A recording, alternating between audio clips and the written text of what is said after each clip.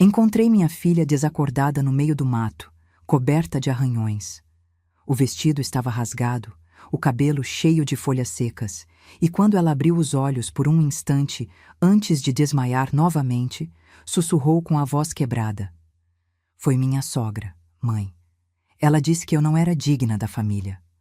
Naquele momento, com minha menina nos meus braços, suja de terra e sangue, senti algo dentro de mim se romper. Não era só raiva. Era uma fúria antiga, ancestral, daquelas que só uma mãe sente quando machucam seu filho. Carreguei ela até o carro, coloquei no banco de trás com todo o cuidado do mundo e, antes de ligar o motor, peguei o celular e mandei uma mensagem para meu irmão. Encontrei ela. Hora de fazer justiça do nosso jeito. Ele respondeu em segundos. Estou a caminho. Dirigi pelas estradas de terra daquela fazenda maldita, enquanto minha filha gemia baixinho no banco de trás.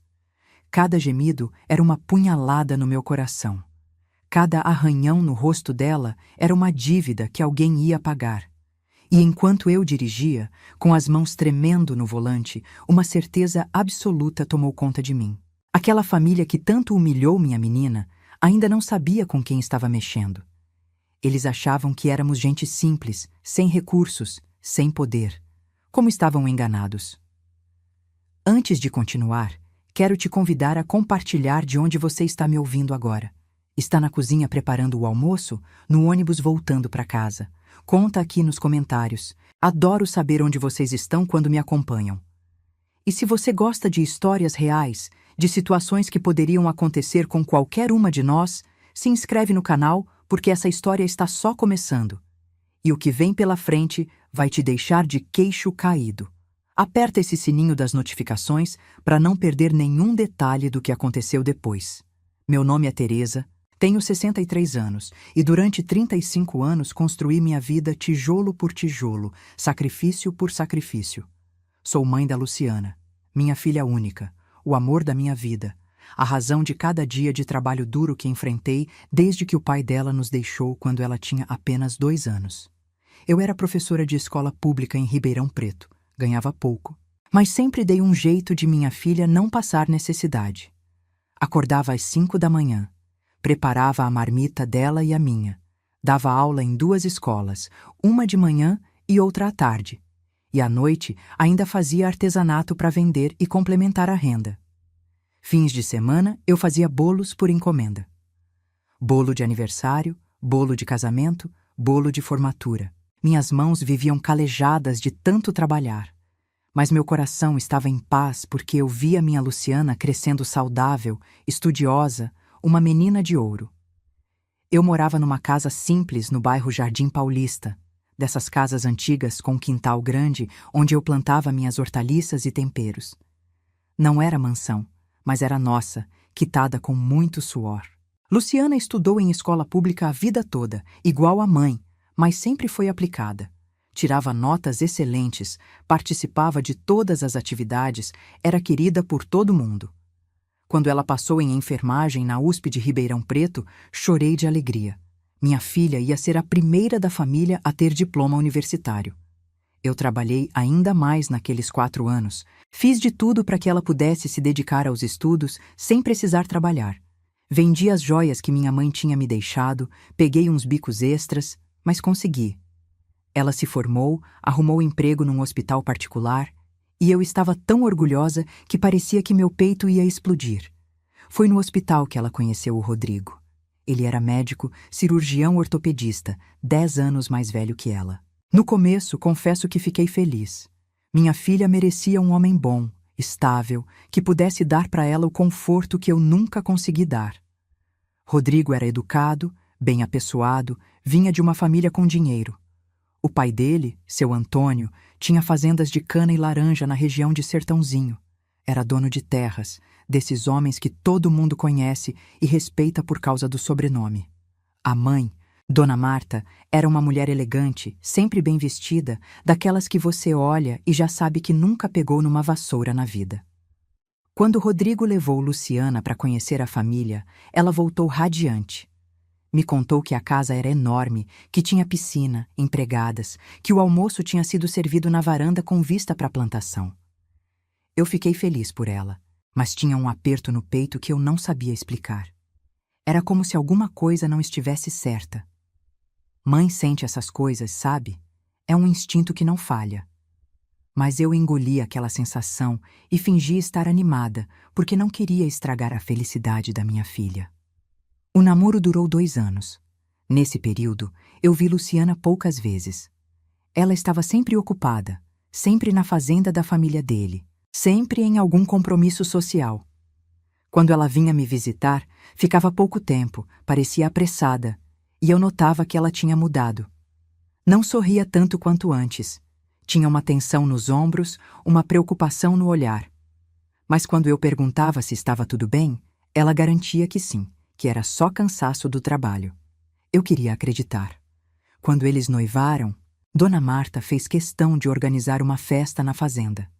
Eu fui convidada, claro, mas desde que cheguei, me senti deslocada.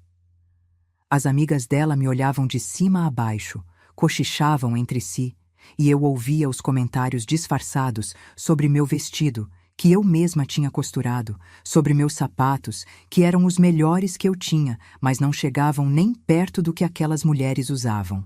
Dona Marta me cumprimentou com um sorriso frio, daqueles que não chega nos olhos, e me apresentou às convidadas como: a mãe da Luciana, coitada, criou a menina sozinha, sabe como é? O jeito que ela falou aquele coitada me ardeu na alma, mas engoli seco e sorri, porque não queria fazer escândalo no noivado da minha filha. Durante a festa, fui ao banheiro e, ao passar pela cozinha, ouvi vozes. Reconheci a voz de Dona Marta conversando com uma amiga.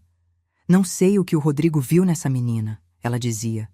Enfermeira, filha de professora aposentada, sem família de nome, sem patrimônio. Ele podia ter escolhido a Juliana, filha do Machado, ou a Beatriz, da família Almeida. Mas não, foi logo se encantar com essa daí. Pelo menos ela é bonita e educada, dá para lapidar. A amiga riu e respondeu: você vai ter trabalho, Marta. Essas meninas de família simples não sabem como as coisas funcionam no nosso meio. Dona Marta suspirou. Pois é, mas vou ensinar. De um jeito ou de outro, ela vai aprender qual é o lugar dela. Voltei para a festa com o coração apertado, mas não contei nada para Luciana. Não queria tirar a alegria dela. Talvez eu estivesse exagerando. Talvez com o tempo Dona Marta aprendesse a gostar da minha filha de verdade. Como eu estava enganada. O casamento foi grande, pomposo, tudo do jeito que Dona Marta queria. Ela escolheu o buffet, as flores, o vestido da noiva, a lista de convidados. Luciana praticamente não teve voz ativa. Eu tentei dar minha opinião algumas vezes, sugerir coisas mais simples, mais de acordo com o gosto da minha filha, mas era como se eu não existisse. Dona Marta me ignorava ou simplesmente dizia: deixa comigo, Teresa, você não entende dessas coisas. E Rodrigo nunca defendia Luciana. Ele concordava com tudo que a mãe falava, como um menino obediente.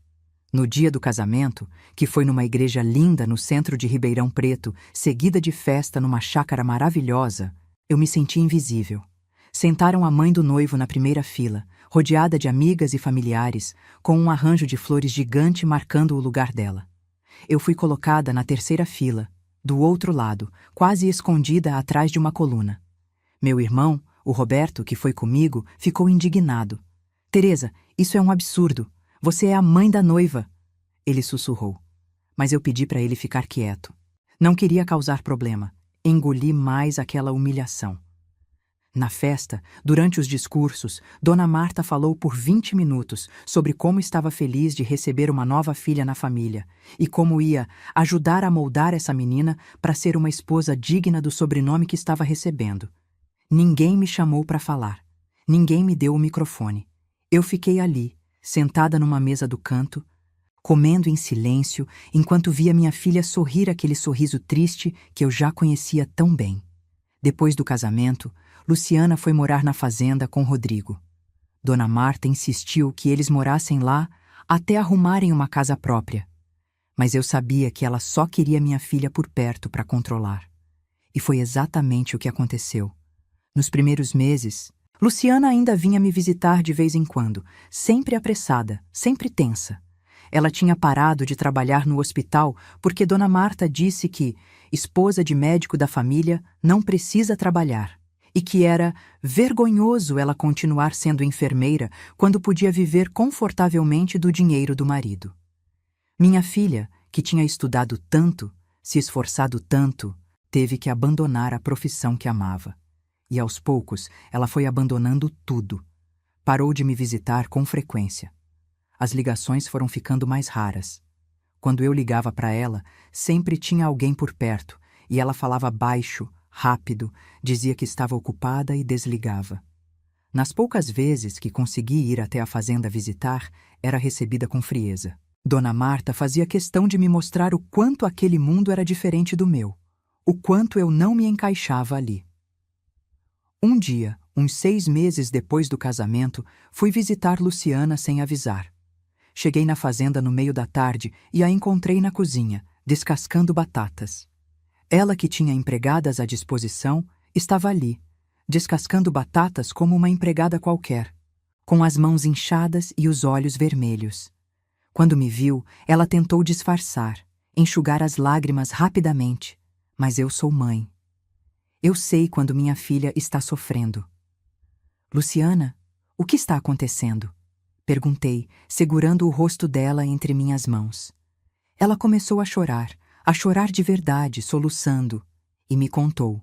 Contou que Dona Marta a acordava todo dia às 6 da manhã para aprender a administrar a casa, que tinha que acompanhar a sogra em todas as tarefas, anotar tudo, fazer do jeito que ela mandava, que se errasse alguma coisa, Dona Marta a humilhava na frente das empregadas. Dizia que ela era incompetente, que não sabia fazer nada direito, que era uma vergonha para o sobrenome da família.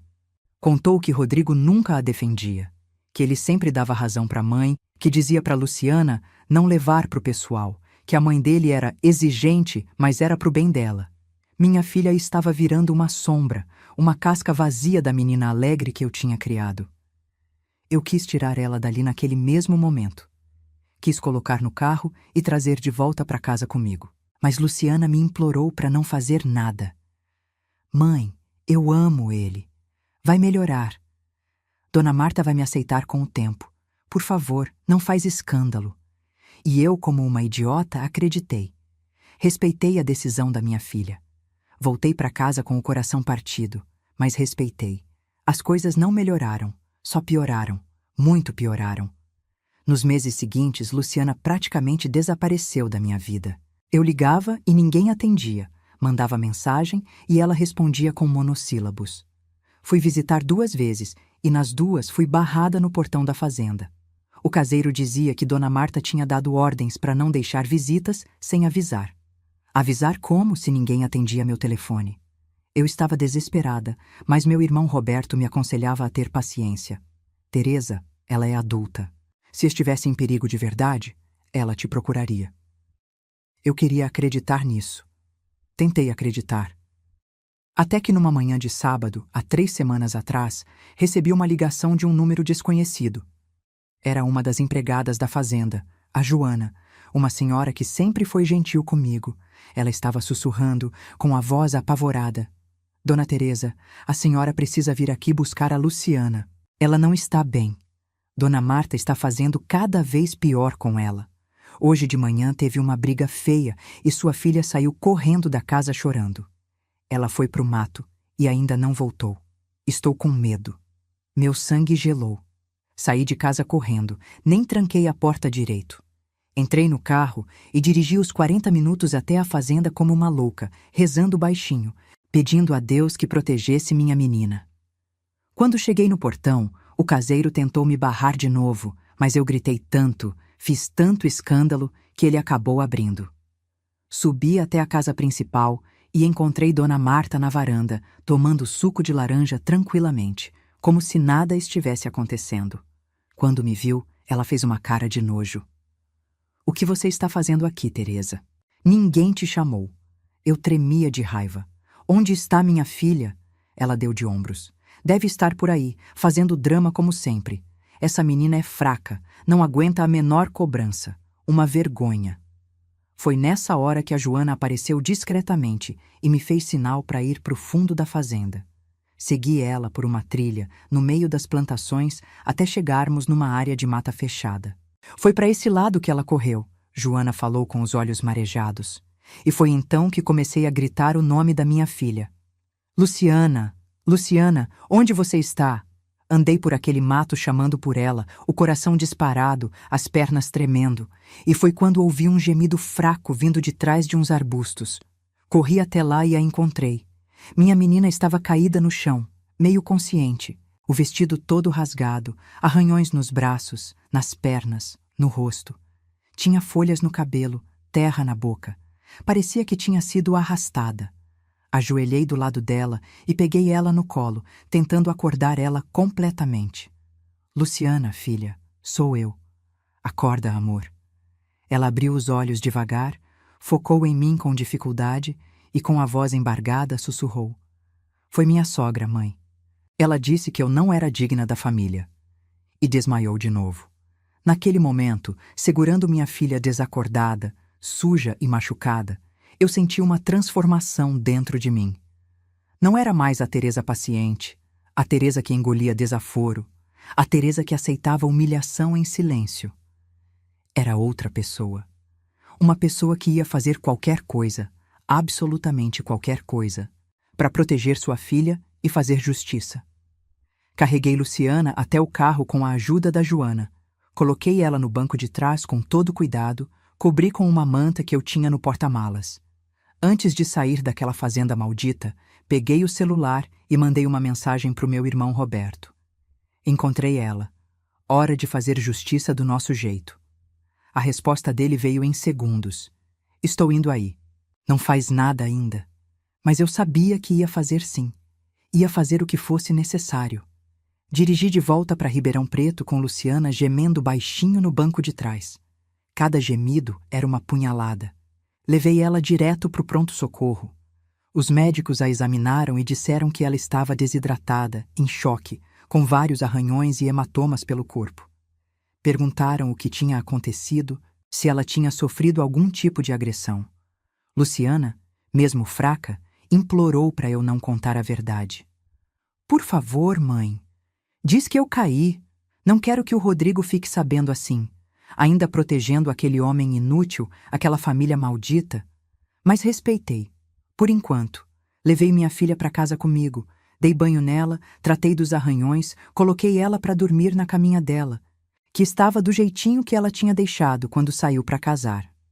E fiquei ali, sentada na beirada da cama, olhando ela dormir e planejando cada detalhe do que eu ia fazer.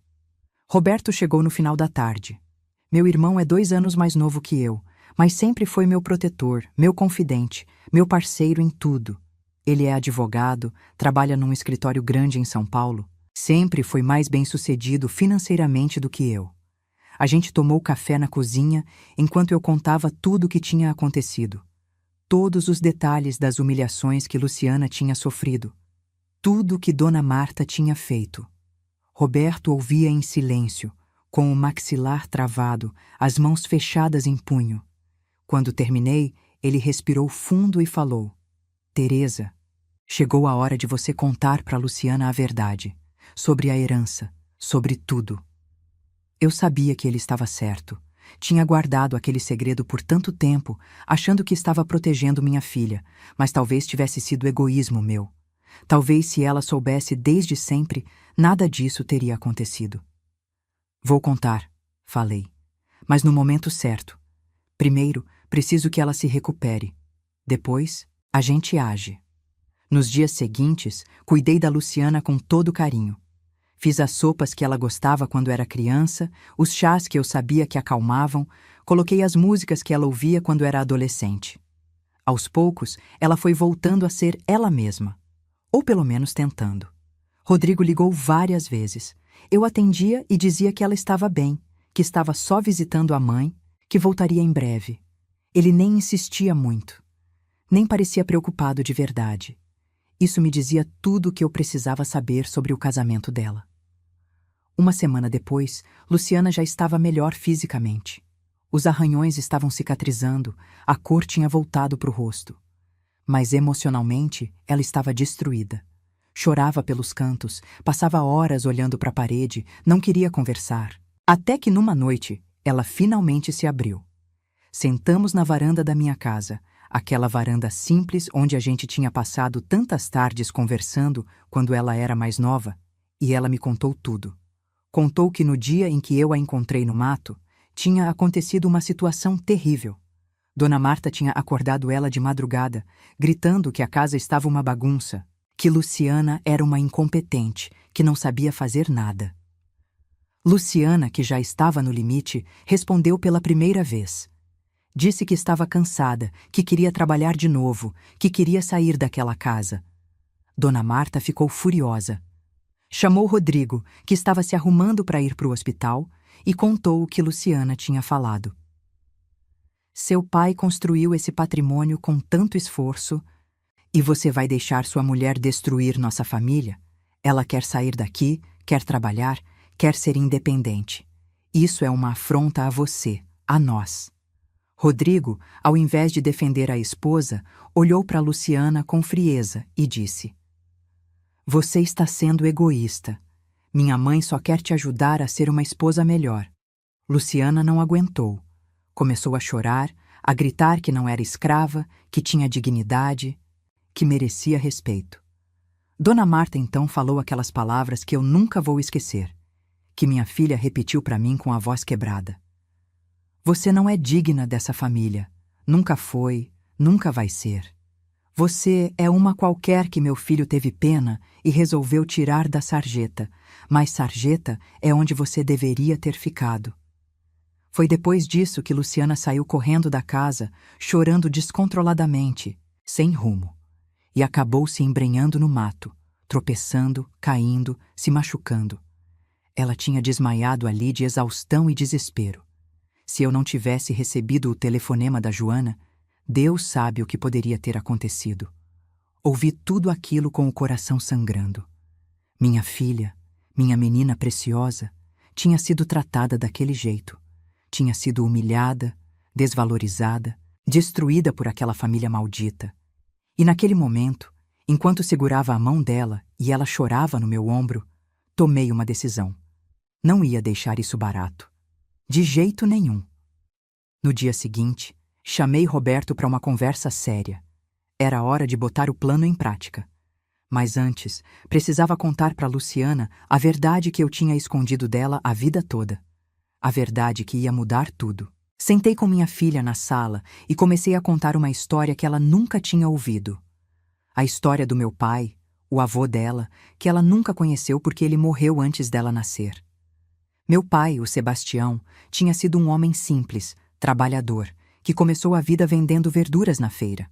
Com o tempo, ele juntou dinheiro, comprou um terreno, começou a plantar. Comprou outro terreno, depois outro. Quando eu era adolescente, meu pai já tinha várias propriedades. Não era rico, mas tinha patrimônio. Ele morreu jovem, de infarto, quando eu tinha 20 anos, e Roberto 18. Deixou tudo dividido entre nós dois. Terras em Sertãozinho, em Cravinhos, em Jardinópolis. Só que naquela época eu estava grávida da Luciana, o pai dela tinha me abandonado e eu estava desesperada. Decidi vender minha parte da herança. Vendi algumas propriedades, fiquei só com uma pequena chácara que nem valia muito e usei o dinheiro para comprar minha casa e investir na criação da Luciana. Achei que estava fazendo a coisa certa. Queria dar estabilidade para minha filha. Roberto, mais esperto, guardou as terras dele, administrou bem, arrendou para plantação de cana e laranja e, ao longo dos anos, foi comprando mais propriedades. Meu irmão ficou rico. Não ostenta, vive de forma discreta em São Paulo, mas é dono de um patrimônio considerável. A parte que eu nunca contei para Luciana era que aquela chácara pequena que eu guardei, que ficava meio abandonada em Cravinhos, tinha se valorizado absurdamente nos últimos anos. A região tinha se desenvolvido. Empresas tinham se instalado por perto, e agora aquele pedaço de terra valia uma fortuna. Roberto tinha me alertado sobre isso fazia tempo, tinha me aconselhado a vender, mas eu nunca me importei muito. Não precisava de luxo. Estava bem com minha aposentadoria, minha casa quitada, minha vida simples.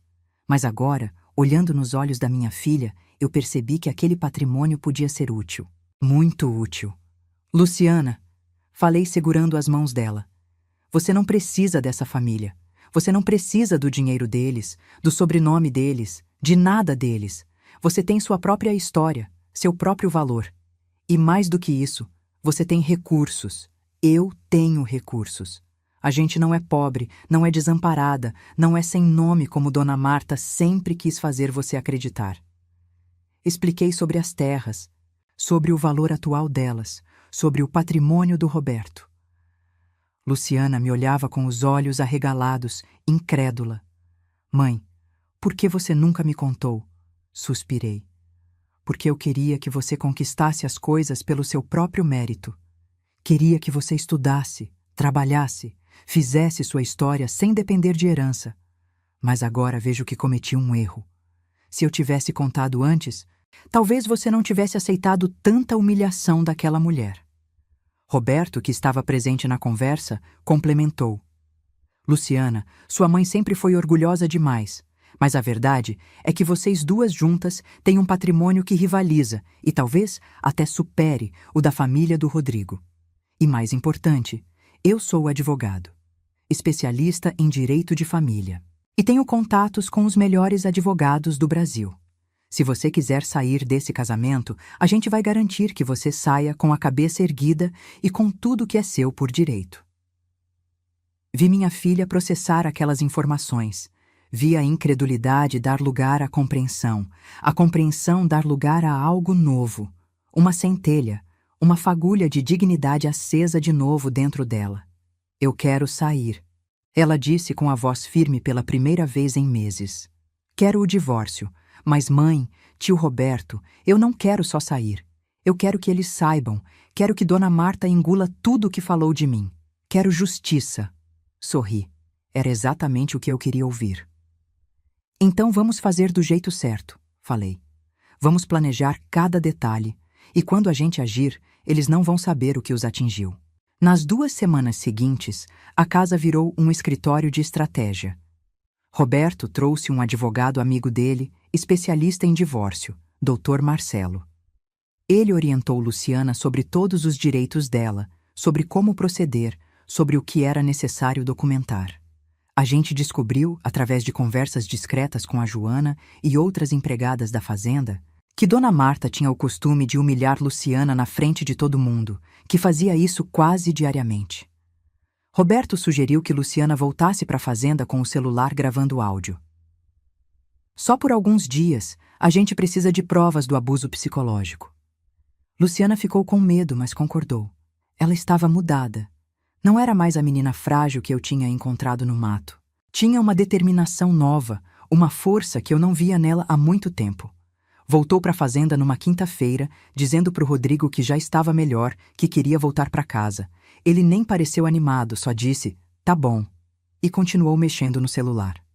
Durante 5 dias, Luciana aguentou as humilhações de Dona Marta com o celular gravando no bolso do avental. E a mulher não decepcionou. As gravações que minha filha trouxe eram chocantes. Dona Marta a chamando de vagabunda, de interesseira, dizendo que ela tinha enganado o Rodrigo com essa carinha de inocente, mas que ela sabia que Luciana só queria dar o golpe da barriga e garantir uma vida fácil. Tinha a gravação dela dizendo, você vem da sarjeta, minha filha. Sua mãe é uma professorzinha aposentada que mora numa casinha mixuruca. Vocês não têm nome, não têm família, não têm nada. Devia agradecer todo dia por estar aqui.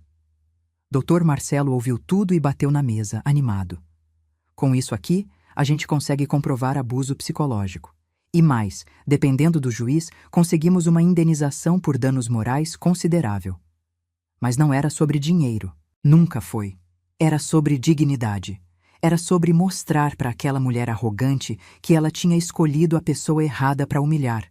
Enquanto isso, Roberto cuidava de outros detalhes. Contratou um investigador particular para levantar informações sobre a família do Rodrigo. E o que descobrimos foi interessante. Descobrimos que seu Antônio, o pai do Rodrigo, estava com problemas financeiros. As fazendas não iam tão bem quanto aparentavam. Ele tinha dívidas com bancos, com fornecedores. A família mantinha as aparências, mas estava longe de ser tão sólida quanto fingiam ser. Mais interessante ainda, descobrimos que Dona Marta tinha um caso com o advogado da família, o Dr. Henrique, há mais de 10 anos. Tinha fotos, tinha registros de encontros em hotéis, tinha tudo. Quando Roberto me mostrou aquele dossiê, eu ri. Ri de verdade. Aquela mulher que se achava tão superior, tão digna, tão perfeita, era uma adúltera. Traía o marido há anos, provavelmente com o conhecimento e talvez até com o dinheiro dele sendo usado para pagar os hotéis e presentes para o amante. A hipocrisia era deliciosa. Marcamos a data. Seria numa sexta-feira, dia em que Dona Marta sempre organizava um almoço social na fazenda com as amigas da alta sociedade. Luciana sabia disso. Ela ia estar lá. Ia participar do almoço como sempre. Servil e silenciosa, como Dona Marta gostava. Mas dessa vez seria diferente. Muito diferente.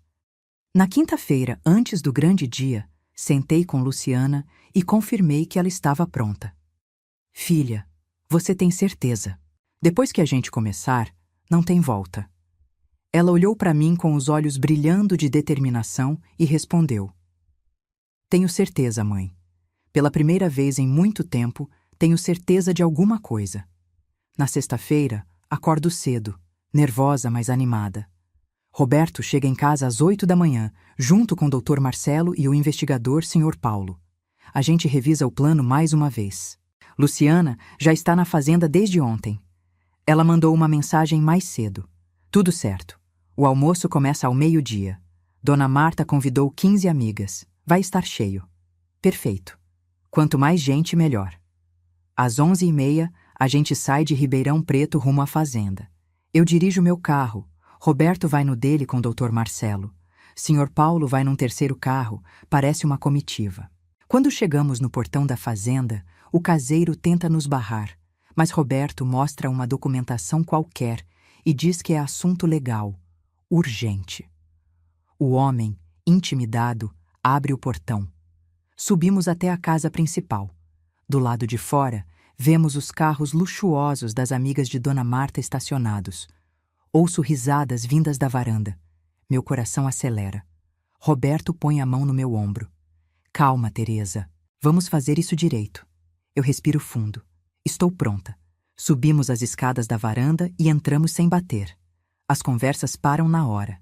Todas aquelas mulheres elegantes, com suas roupas de grife e joias caras, nos olham com espanto. Dona Marta está na cabeceira da mesa e, quando me vê, seu rosto se contorce de raiva. O que você está fazendo aqui? Quem te deu permissão para entrar na minha casa?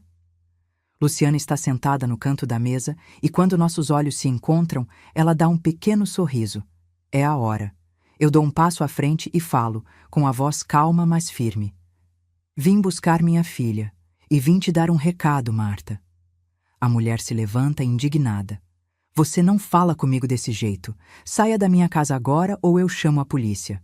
Roberto interfere, se apresentando. Meu nome é Roberto Silva, sou advogado e irmão de Teresa. E antes de chamar a polícia, sugiro que a senhora se sente e ouça o que temos a dizer.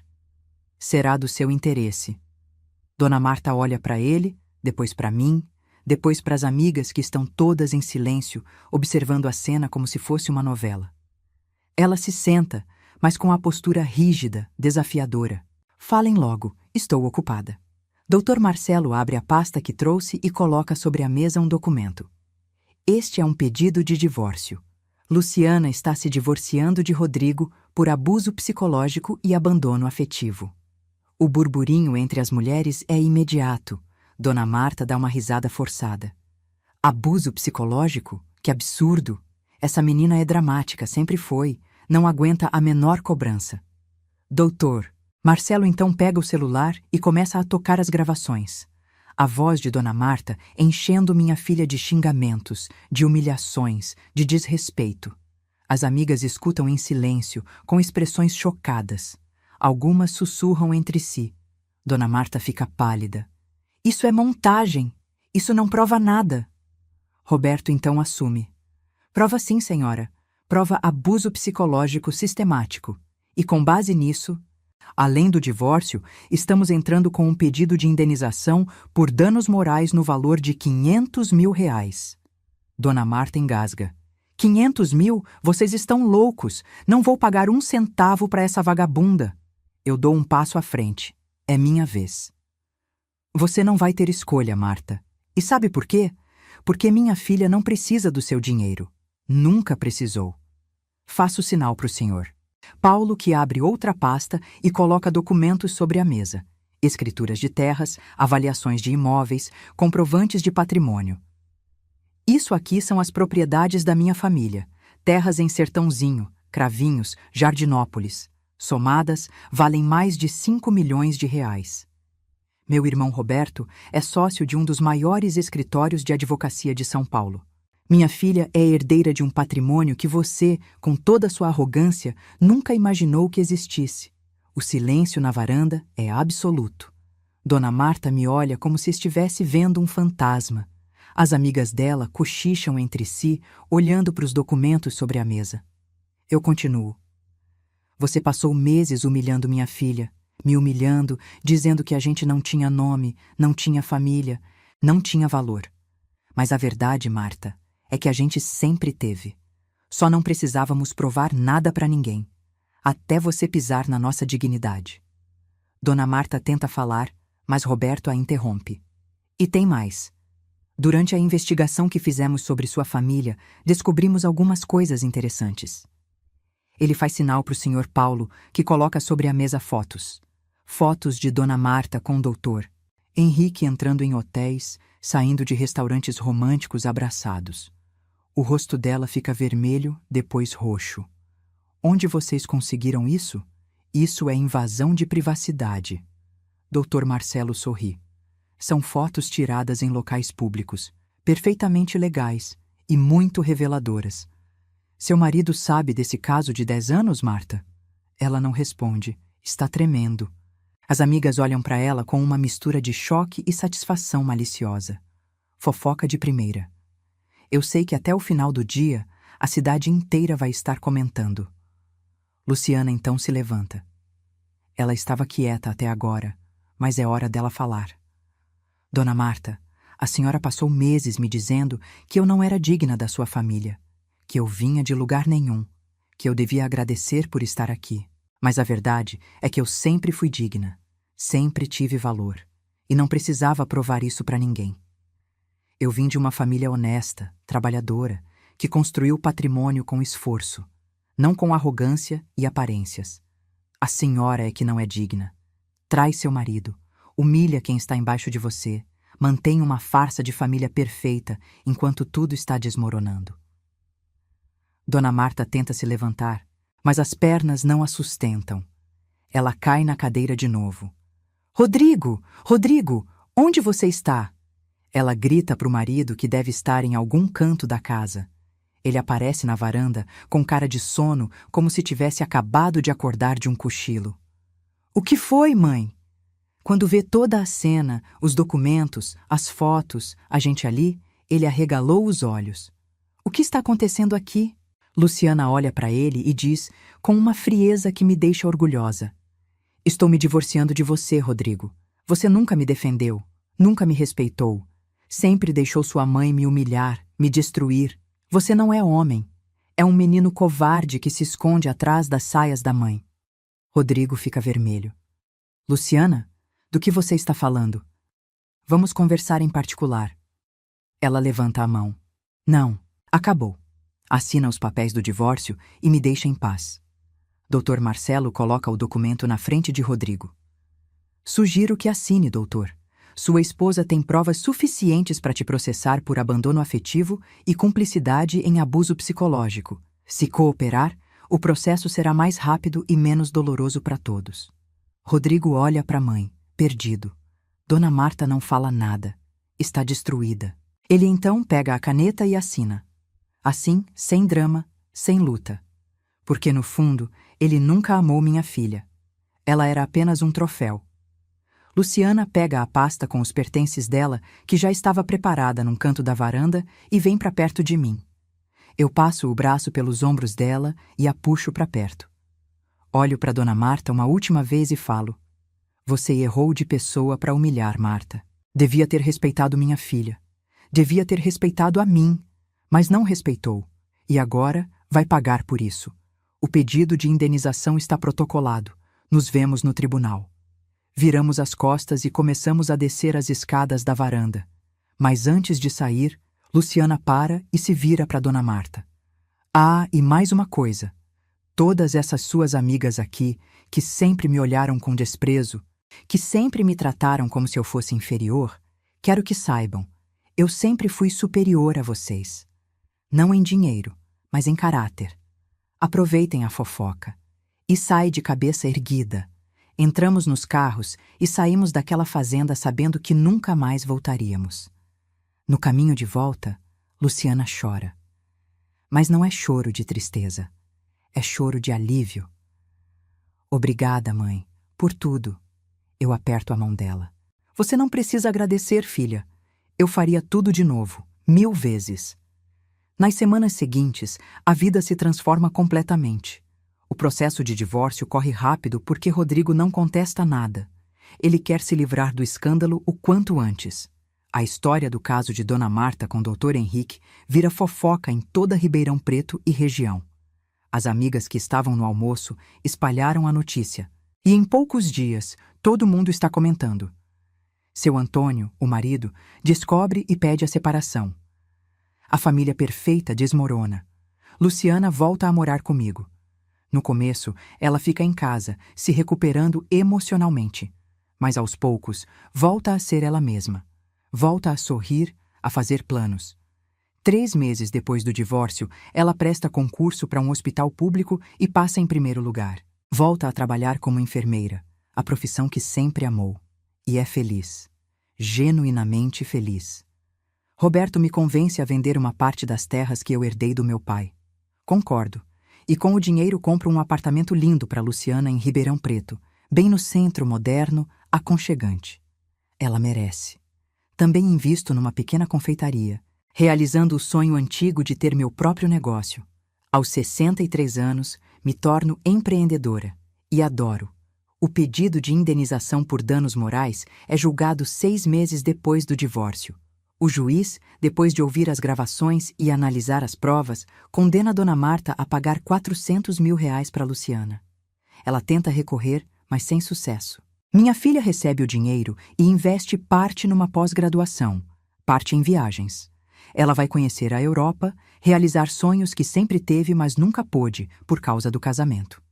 Hoje, 2 anos depois de tudo o que aconteceu, estou na minha confeitaria, Doces da Teresa, preparando um bolo de aniversário. Luciana está na casa dela, se arrumando para sair com o namorado novo, um enfermeiro que trabalha com ela no hospital. Um cara simples, trabalhador, que a respeita e a ama de verdade. Ela é outra pessoa. Forte, independente, feliz. E eu também sou. Roberto me liga e conta que encontrou Dona Marta na rua outro dia. Ela estava diferente, mais velha, mais acabada. Tentou puxar conversa, mas ele só acenou de longe e seguiu o caminho. A mulher perdeu o marido, a reputação, o respeito das amigas. Hoje vive sozinha numa casa menor, porque as fazendas tiveram que ser vendidas para pagar dívidas. Rodrigo se casou de novo, com uma moça da mesma classe social que ele, escolhida a dedo pela mãe. Soube que o casamento está infeliz, mas isso não é problema meu. Às vezes penso em como tudo mudou, em como aquela tarde que encontrei minha filha desacordada no mato foi o ponto de virada. Se eu não tivesse agido, se tivesse continuado sendo a Teresa passiva que aceitava desaforo, minha filha talvez ainda estivesse lá, sofrendo, sendo destruída aos poucos. Mas agi, lutei e venci. Aprendi que a gente não pode aceitar humilhação em silêncio, não pode abaixar a cabeça quando pisam na nossa dignidade. Aprendi que não importa quanto dinheiro a pessoa tenha, quanto nome ela carregue, se não tiver caráter, não vale nada. E aprendi que o amor de mãe é a força mais poderosa do mundo. Quando mexem com meu filho, mexem comigo. E comigo ninguém mexe impunemente. Hoje, enquanto decoro esse bolo, Olho pela vitrine da confeitaria e vejo o movimento da rua. Pessoas indo e vindo, cada uma com sua história, suas lutas, seus dramas. E penso que se minha história puder inspirar alguém a não aceitar abuso, a lutar pela própria dignidade, a se valorizar, então tudo valeu a pena. E você que está me ouvindo, me diz uma coisa: o que você faria no meu lugar? Se vissem sua filha, seu filho, alguém que você ama sendo humilhado, destruído, desrespeitado, como você reagiria? Deixaria barato ou faria justiça? Comenta aqui embaixo. Quero saber sua opinião. E se essa história te tocou de alguma forma, se você conhece alguém passando por algo parecido, compartilha esse vídeo. Às vezes, a pessoa só precisa saber que não está sozinha, que tem saída, que dá para dar a volta por cima. A gente sempre pode recomeçar, sempre pode lutar e sempre pode vencer.